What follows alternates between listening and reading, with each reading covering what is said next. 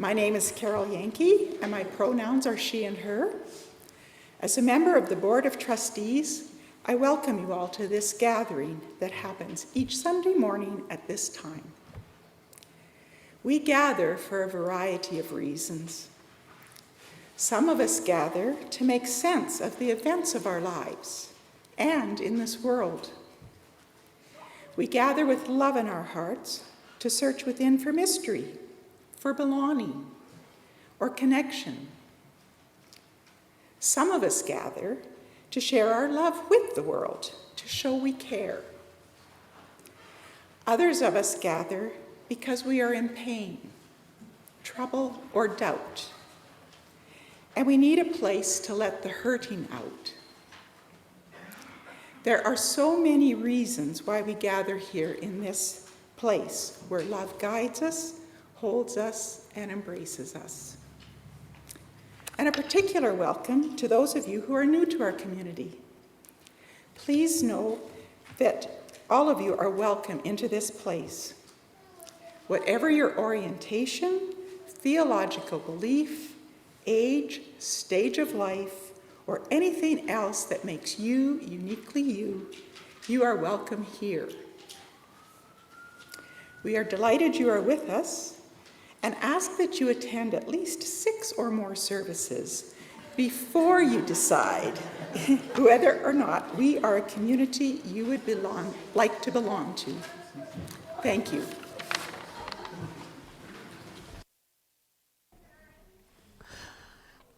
I'm the Reverend Samaya Oakley, and my pronouns are she, her, and hers. I'm so delighted to be with you this morning. Look how full the sanctuary is this morning. I'm just like, it is such a delight to be here, and it is such a delight to be your minister for this year. So let's just take a moment and breathe. And as you breathe, I invite you to bring to mind your mother, and then your parents' mothers. Breathe them here into this place and this space with us. I'm the daughter of Violet Dittrich, granddaughter of Ada Kelbo. I'm the daughter of Edward Dittrich and the granddaughter of Rose Hickey. I am 2nd generation Canadian on my father's side and 3rd generation on my mother's. At most, the bones of my ancestors have been on this land and in this land for 90 years. Yesterday, I went to the Power Up demonstration in front of City Hall that our own Ronnie Joy helped to organize. And just as we do each Sunday morning, they started with a land acknowledgement.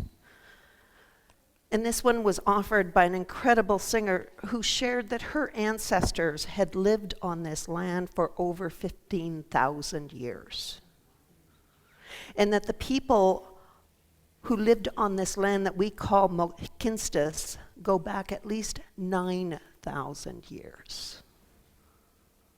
Over time, the people of the Siksika, Piikani, and Kainai First Nations of the Blackfoot Confederacy, the Tsuut'ina First Nation, the Kiniki, Bearspaw, and the Good Stoney First Nations of Stoney Nakoda entered into a treaty with the Canadian federal government, Treaty 7 as we know it.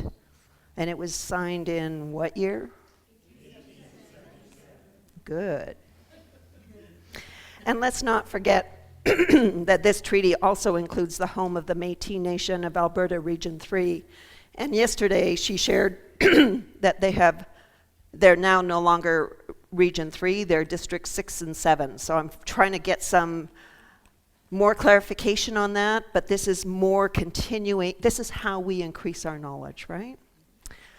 Indigenous people have been breathing in the same air that we are breathing now for over 9,000 years. Let us humble ourselves and open ourselves to new and different ways of knowing.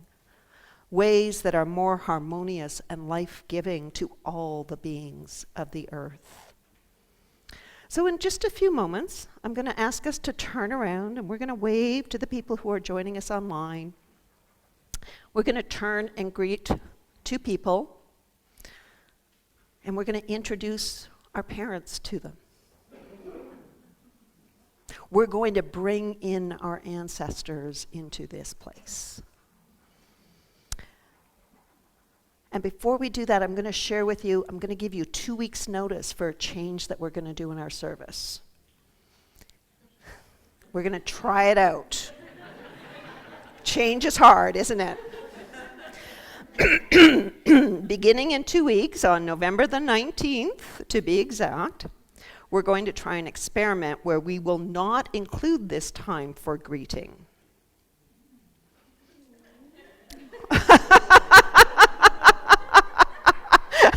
I can tell already. We're going to try it out. We're going to try it out. And then at the end of the service in 2 weeks' time when we leave, that's when we're going to wave to all the people who are online. Okay? And we're going to welcome them in as we leave. We're going to try it. We can try something. We can be brave. So now, let us turn and greet those who are on Zoom, and then introduce yourself to someone nearby and include your parents.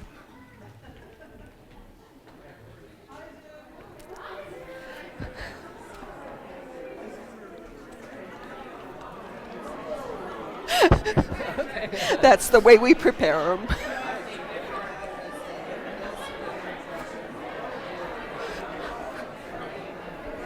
I'm Carla. Hi, Carla. Daughter of Fern.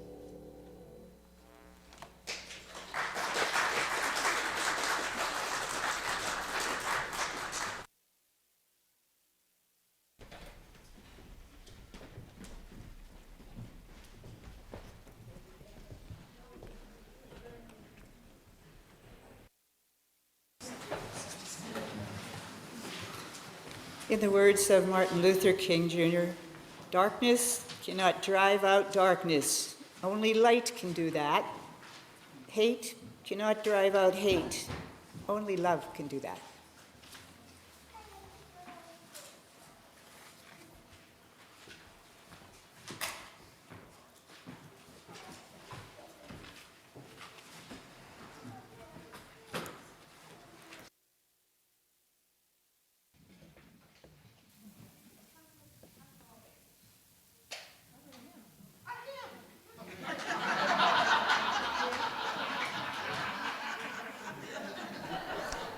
It's time for a hymn. We're going to sing hymn number 1051, We Are. We're calling in more of our ancestors.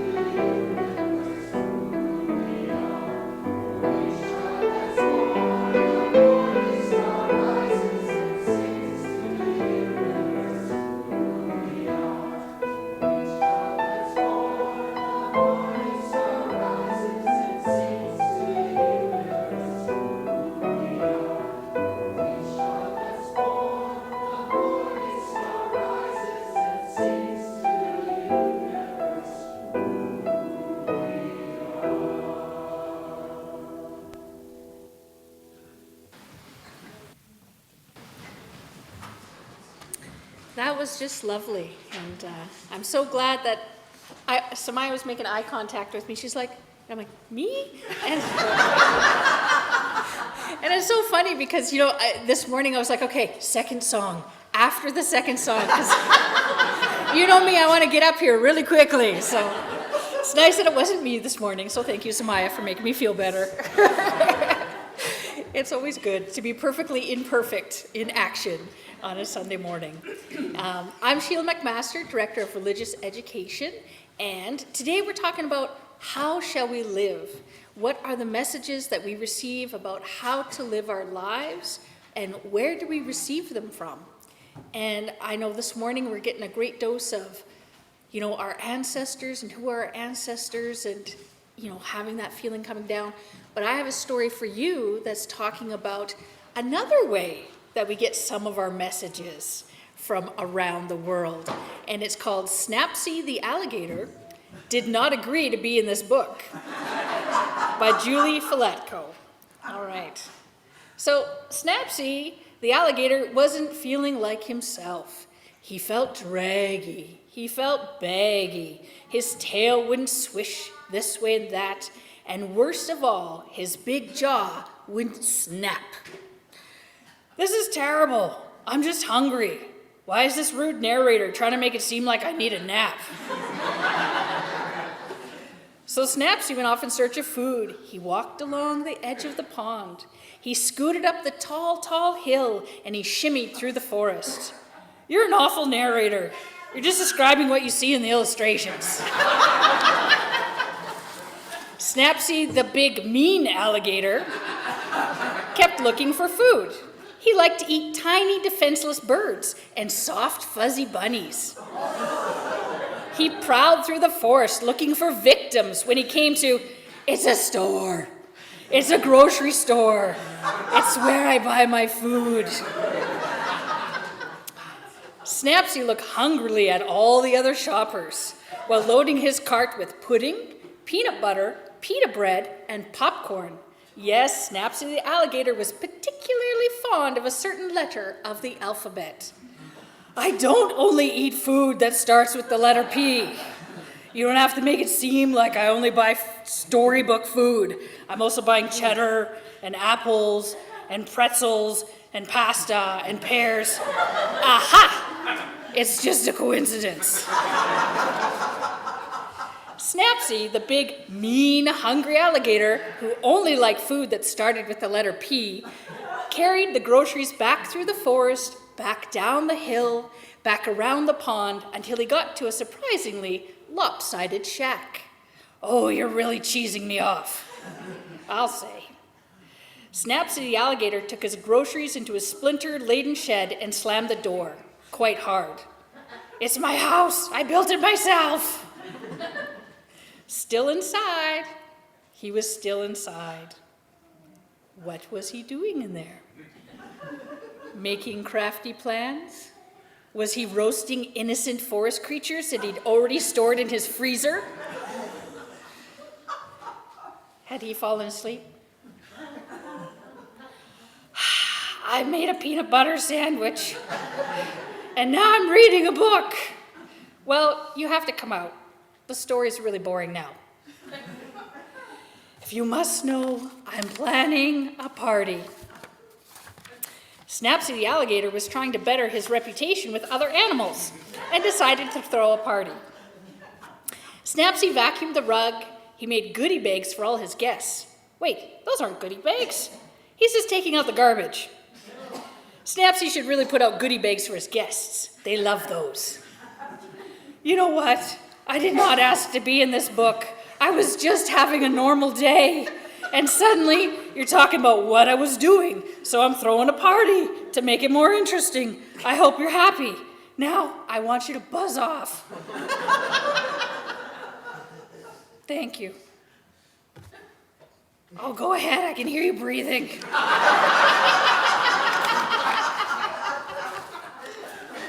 Snapsy's party was really shaping up to be quite a festive event. Colorful streamers hung from the ceiling. There were cubes of cheese, and a bowl of punch. And some kind of danceable music was playing. And then Snapsy's friends started to arrive. They were laughing and dancing, and they weren't hungry or thirsty, and they looked like they were having a really good time. Yes, a fine time indeed. All right, you can come in. Oh gosh, me? The humble narrator? Well, I don't know. Let me check my calendar. I suppose I could come in for an hour or two. Someone has to demonstrate proper dance steps. And all the important guests had finally arrived. And while Snapsy's sharp teeth were still glinting menacingly, he was actually a lovely host. Does anyone want pudding? Aha! Because pudding's really good. Well, we're all really looking forward to Snapsy throwing parties like this every week. Hey! The end.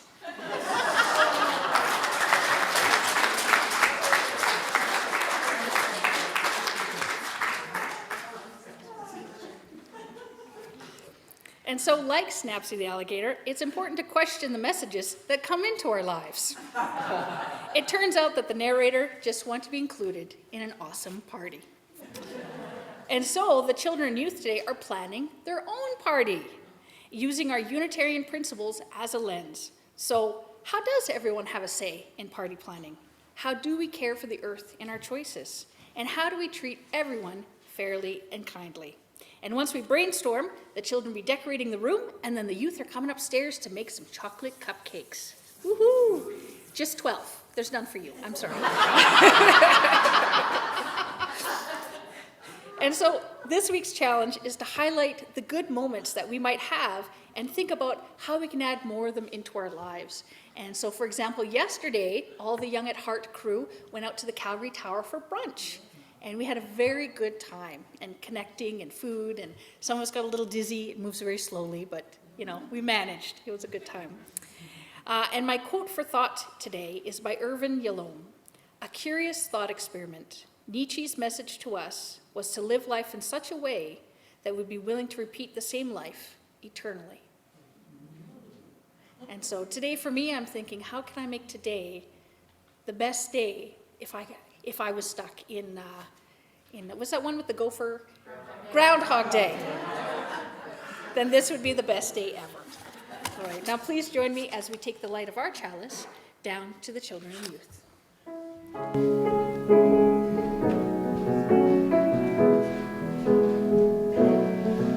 We hold you in our love as you go, as you go. May your heart be at peace as you go. To nurture the spark of your precious life. We hold you in our love as you go. We hold you in our love as you go, as you go. May your heart be at peace as you go. To nurture the spark of your precious life. We hold you in our love as you go.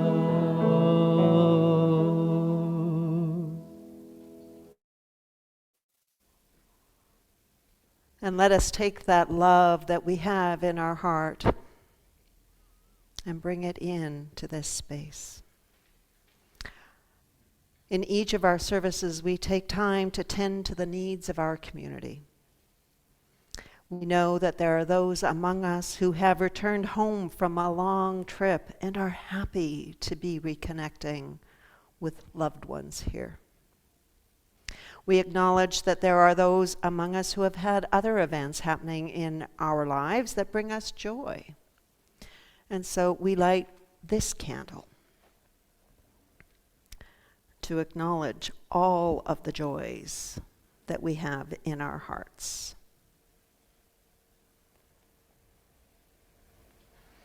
And let us also take time to acknowledge that we are complex human beings and that there are moments in our lives that weigh us down. And we need the power of community to hold us, to nurture us. We light this candle for you. May its light warm your heart ever so gently. And this time it's for real. We gave you a clue last week. We told you that there would be a card for people to sign for Mary Jane, and it was not there. This week it is there. So it will be on the membership table or the welcome table as you come in, and if you would like to sign a card for Mary Jane Hussey, whose daughter-in-law suddenly died, you can sign that card, and we'll have it this week and next week for you to sign. And so, we light a final candle this morning for all of the children in the world who are living in poverty who are living in deplorable situations, whose lives are at risk. We light this candle, and we send our love to them.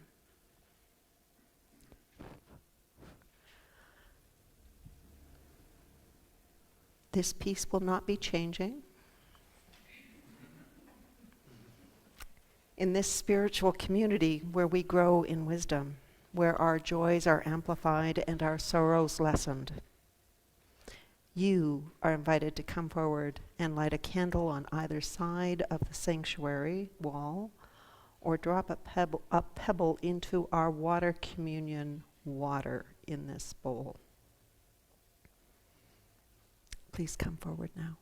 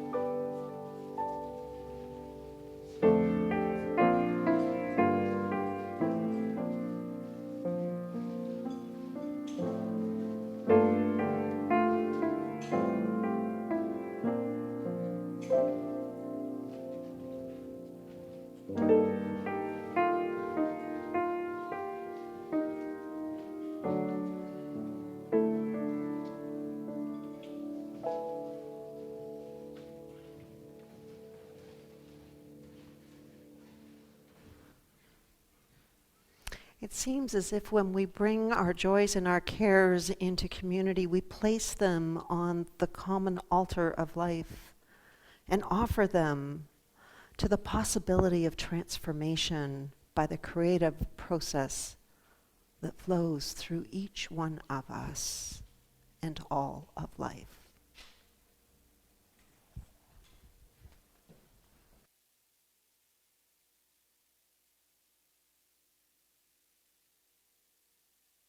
I'm Kathy Welburn, and I will also say namaste. I wonder if you've heard of the man who held up a lantern looking about, searching for an honest man somewhere in the world. Well, it may not be who you thought it was. It was the ancient sage Valmiki, who was looking for an honest man thousands of years ago in India. And his fellow sage said, "No, I do know of honest ones in the world. There is one called Rama and one called Sita. And I want you, Valmiki, to record the story of Rama and Sita." And that's how come he did record it. That was now about 500 BC. First of all, Rama was such a good man. He was known as someone who always tried to do the right thing. He was destined to be the king, but he refused to take his space there because of an ancient promise his father had made, even though they told him, "It's okay. No, I want to do the right thing, the ethical thing." And so he had to choose then to go into the forest for many years. And with his wife Sita, she also tried to be such a good person. Rama was born in the great city of Ayodhya, and she had born in the countryside. They say right in the furrows of, of the plows that was turned over. She was a woman of the earth, and she knew the ways of the forest. And she always tried to teach others and share, which was good because now they had to go and be exiled in the forest for years. Again, Rama said, I have much to learn. And she taught him the ways of the forest. They had those challenges, but they also made their choices and decisions which had consequences. For instance, one day in the forest, Sita saw a beautiful golden deer. This happened to me not long ago. I know what it feels like, leaping out in front of you. And she was so overcome. She said, Rama, please, I must have that deer. Go and get that deer for me. And Rama shot out of there, like, even though his brother, who had also come with him and also was a very loyal brother, said, no, there's something wrong with this deer. It doesn't look real. I think this is, it's a delusion. But he went anyway, leaving Lakshmana to look after Sita. So Sita, he drew a circle around her and said, you must remain safe. And she said, no, I can hear Rama calling. He's in trouble. You have to go get him. He said, no, that's a delusion. You shouldn't ask me to do that. I have to stay here. But she insisted, and he left. And guess what? Sita was lured out of her circle by a man pretending to be a beggar and asking for alms. She was abducted far away into the land of Lanka. And so many problems happened after that. So many consequences of their choices. Would they have to mount an army and go overcome the king who had abducted her? Was he an evil demon that had to be thrown out? Did they have to enlist the leaders of other parts of the forest, like the great monkey king Hanuman? So many things happened. Will they ever come back to the great city and become the king after all? Stay tuned. People all over the world at the moment are lighting candles for Diwali to show the way back of Rama and Sita to their rightful kingdom, so that all will be right in the world again. And because Diwali is happening just next week. But was all right in the world? Did everything they do, did it turn out well? Well, even now, thousands of years later, scholars argue about this very issue. Do you want to know what happened with Rama and Sita? Their story can be found in the ancient epic Ramayana,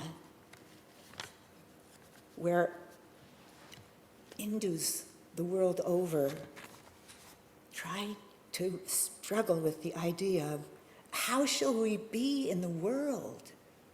What does it mean to be a person in the world who follows Dharma, the good and ethical path, and struggles with karma, the results of your decisions? Namaste.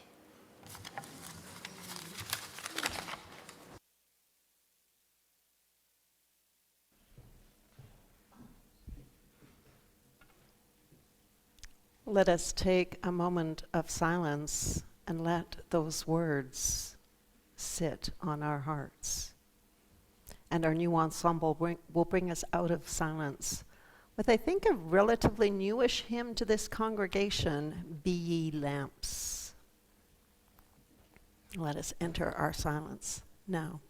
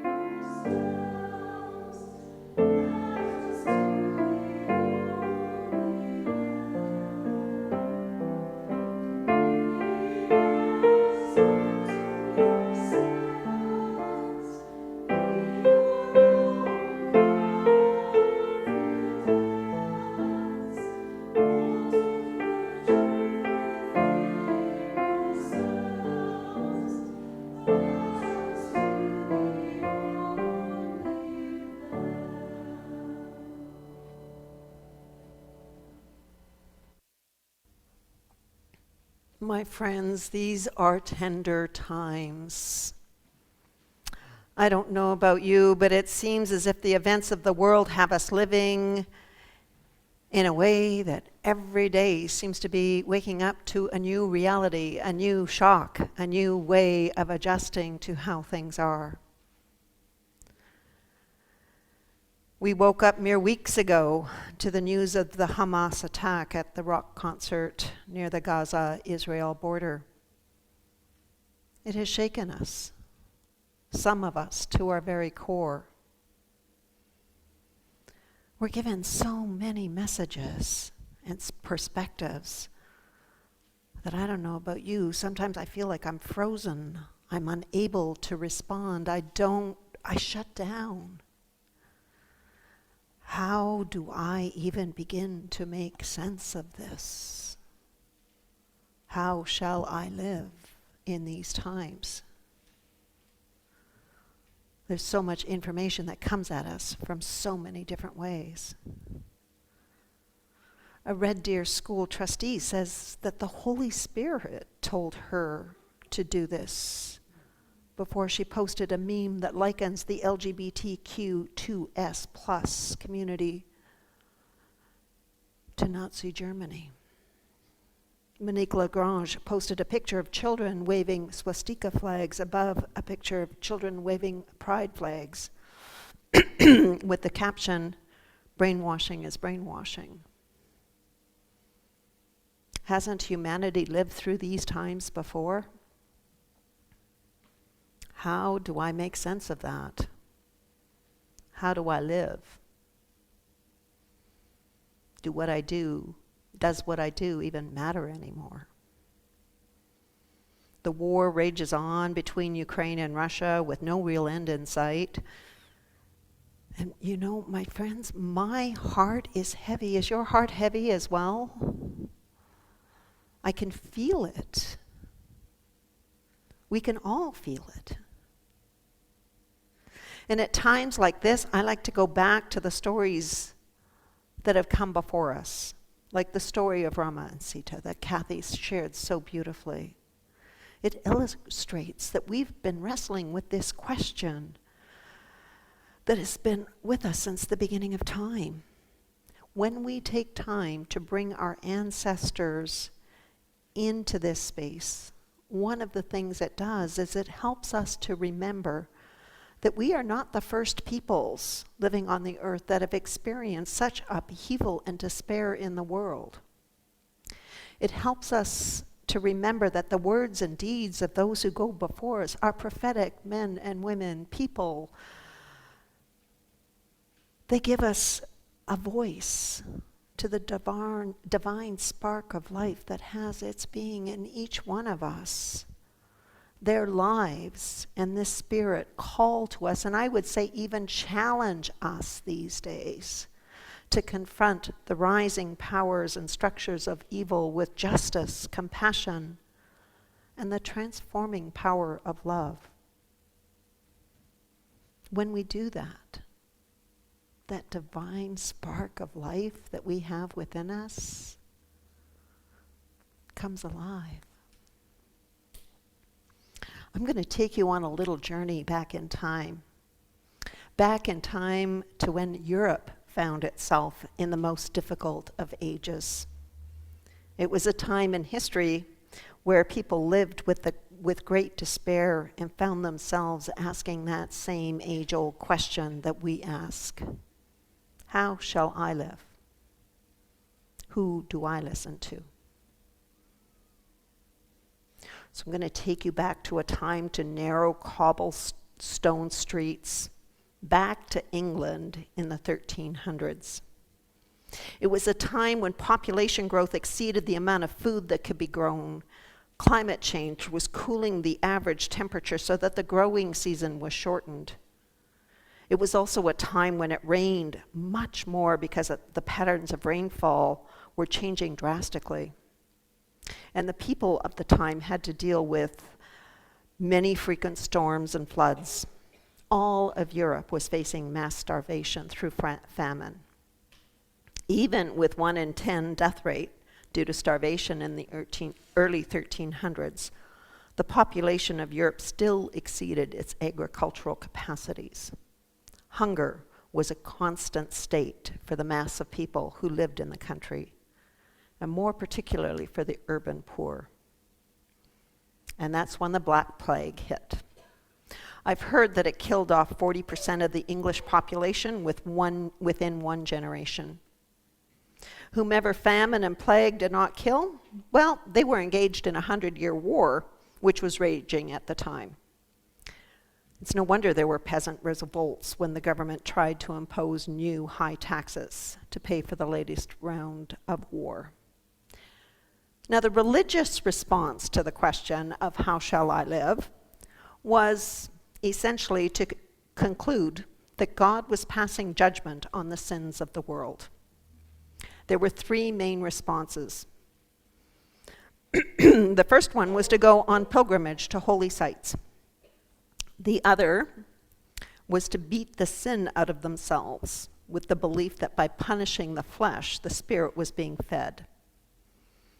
And the other was to basically turn their backs on the world and meditate on the spiritual attributes and mysteries of Christ.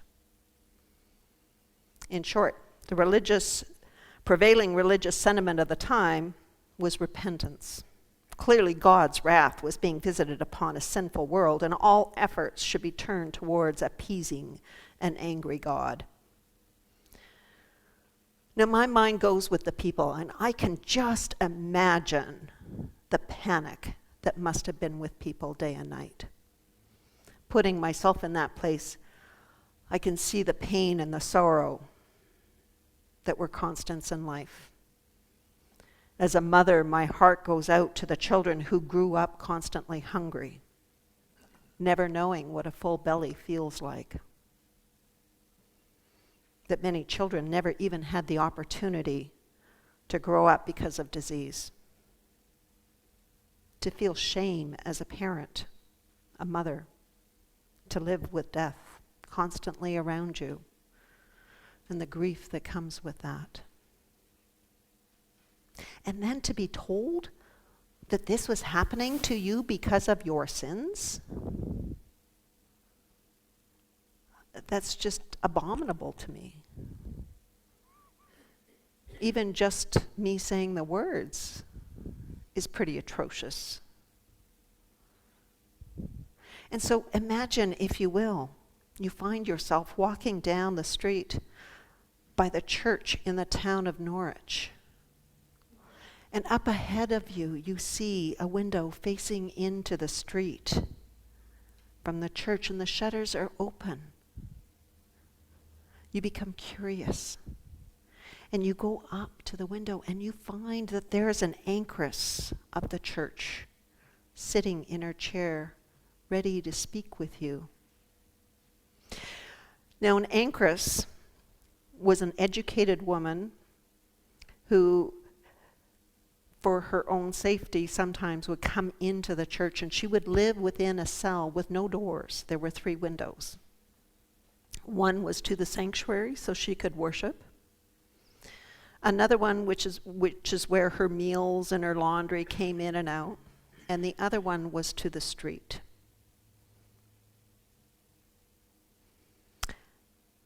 And in this church, the anchoress was Julian of Norwich. Julian spoke a different message, a message of hope in the world where the suffering was so immense and so volatile. This was a place where you could talk about and share loneliness and hurt, struggle, pain, sorrow. Here was a place where you could put down your burdens and take respite and gain the courage to go on. This was a place where you would hear the message to trust in the divine, that all would be well. Let's listen to, we're privileged today. I'm going to share we're really privileged. Jane's sister Anne is with us today, and they are going to sing a song by Meg Barnhouse, the Reverend Meg Barnhouse, a UU musician and minister. And she wrote about Julian's message to the people of that day.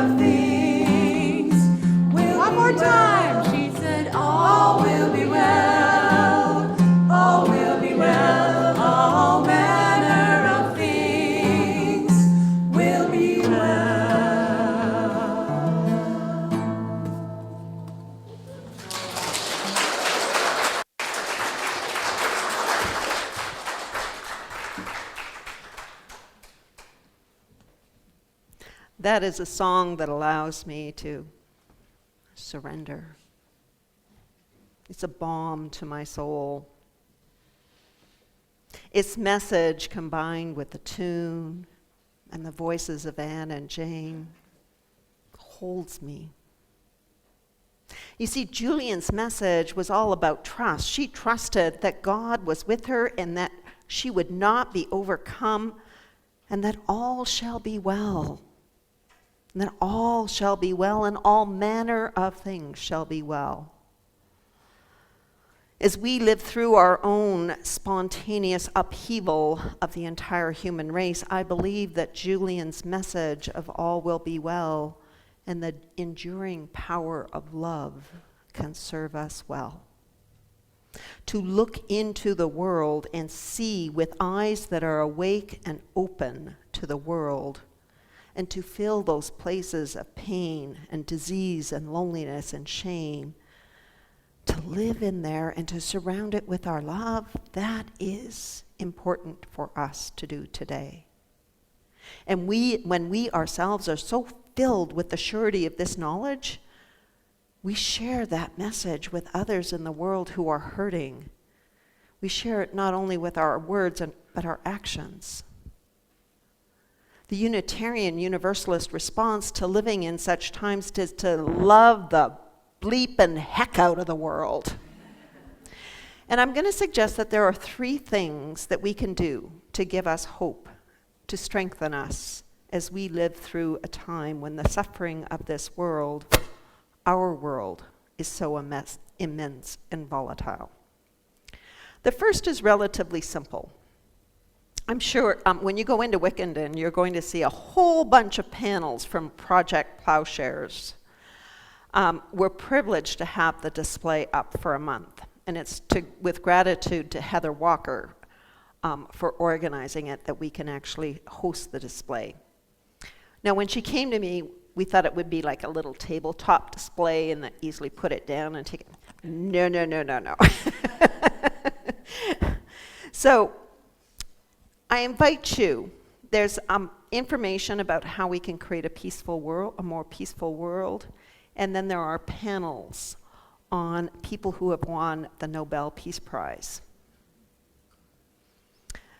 Those are our ancestors, my loves. Take time over this month to look at them. See what message they have for you today. That's the way that we build up cultures of peace. Let their presence inspire you. The second is it honors the reality that there's nothing in my vocabulary or way of being that is big enough, whole enough, for the gravity and the complexity of what we are living through. There are no words that can even begin to touch the depth of our despair, our grief, and our pain. This is why you hear me hammering home the idea that we all need a spiritual practice. It can be walking in the woods, whatever it is that works for you. Because you see, we're really good about taking care of our bodies. We know that we need to eat well. We know that we need to exercise. We know we need to walk. We need to stay hydrated. Well, our spiritual practices are the way that we exercise our spiritual muscles in the world. To see starkly the reality of the world and to look for the joy and the delight in the world. And if you don't know where to begin, check out our theme-based listening packets. The one this month is all about exploring the question of what does it mean to be a people of healing. There's several spiritual practices that are offered there. One includes poetry, another one Lectio Divina. It's a rich packet of material. It's our spiritual practices that help us through those moments when our suffering in the world is too much. They remind us of our own deep truths.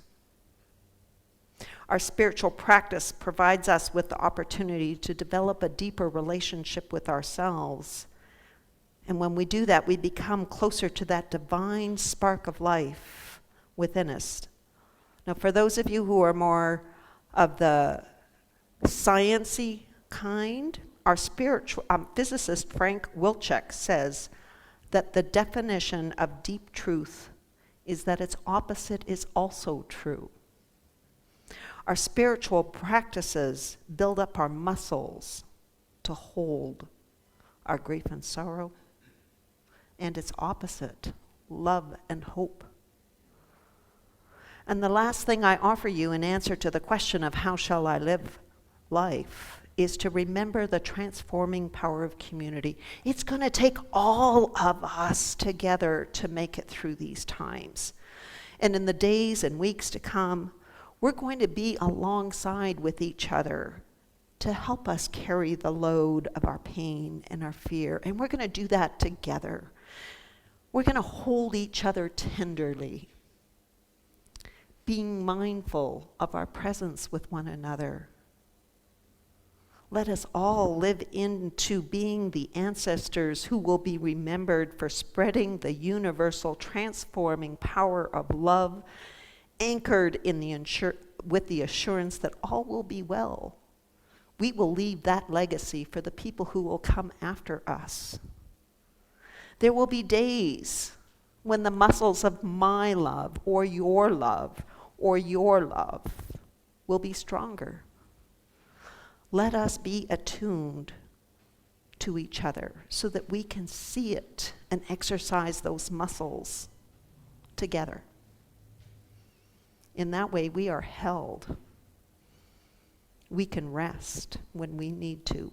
We can surrender in the loving arms of this beloved community, so that it all will be well. May it be so. Amen. Namaste. Let us rise in spirit and sing our closing hymn, number 348, Guide My Feet.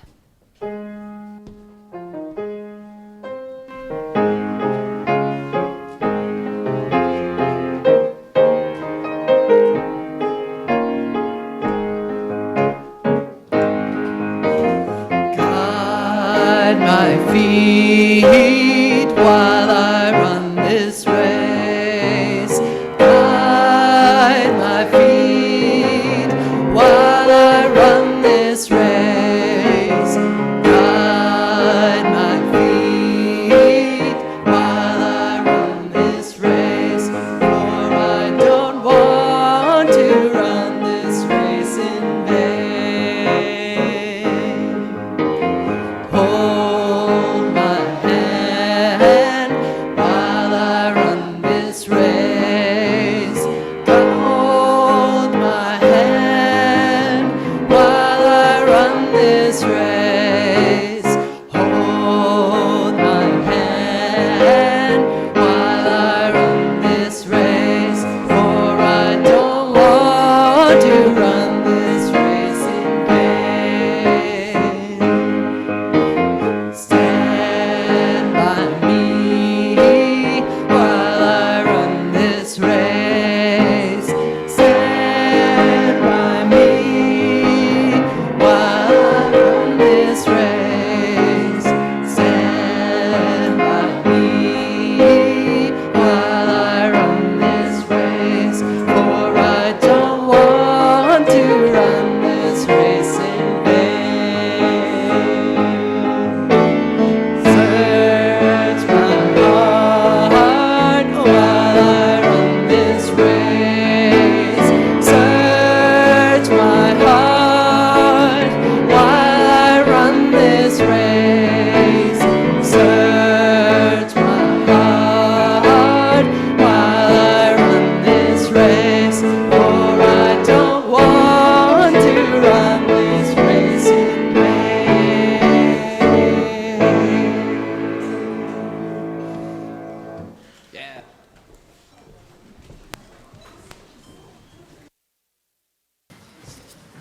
Now's the time we were going to be taking an offering. Our financial contributions to the life of this congregation and its many ministries come from sacrifice and hard work, and we're grateful for this. This month, our For Others organization that we are supporting is Child Haven. Child Haven was started by Canadian Unitarian Universalist minister Fred Cappuccino and his wife Bonnie. I say that because if you've ever seen Fred look at his wife Bonnie, you'll know that he's deeply in love with her. Currently, they have 5 homes in India, 1 in Nepal, 1 in Tibet, in China, and 1 in Bangladesh. Their homes accept children who are disabled, parentless, or from socially disadvantaged situations, destitute, or do not receive meals. If this is where you'd like to direct your offering, please indicate For Others in the message with your e-transfer or on the offering envelope. May there be an offering to sustain and grow the life and mission of this congregation. May we give in love and hope. Thank you.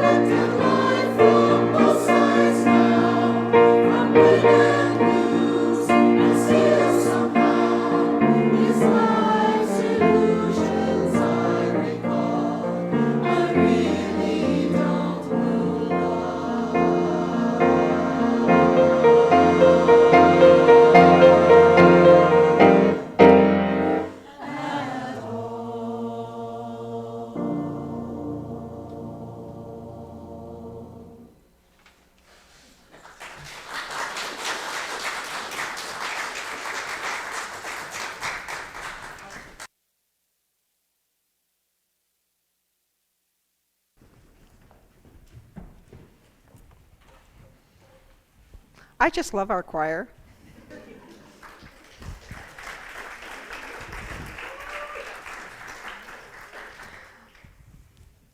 I leave you with the words of Rabbi Tarfon as we make our way out into the world.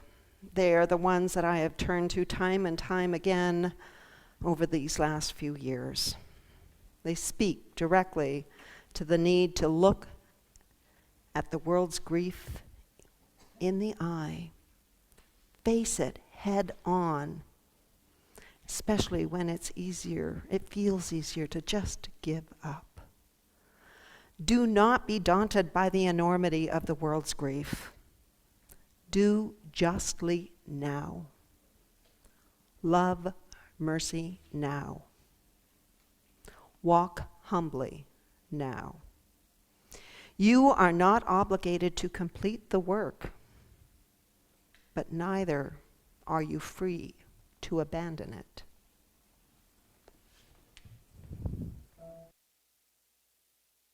I invite you to join us for coffee after the service today and chat, and also online. I believe they called into the different chat rooms.